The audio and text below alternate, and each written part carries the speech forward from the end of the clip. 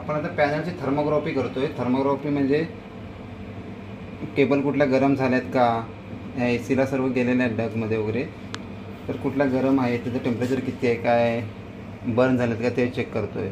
आता वरची हा RYB सप्लाय आहे, इथे RYB आणि न्यूट्रल। आता इथे आरचं टेम्परेचर 33 येतं आहे। आता बी वरती नेला 34 येतं आहे आणि वाय वरती 40, 46, 37 आणि इथे केबलवरती नेलं तर 48।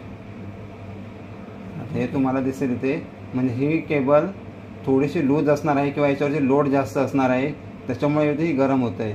मग आता आपल्याला इथे केबलवरती काही इन्सुलेशन टाईटनेस वगैरे इतर काय ज्या पुढची प्रोसिजर ती करावी लागेल। या इथे फोटो काढल्यानंतर आता 48 वगैरे इथे येणार। ते आता फोटो काढणार, इथे फोटो काढल्यानंतर याचं टेम्परेचर इथं बरोबर समजणार 49.7 डिग्री सेल्सिअस आहे तिथे।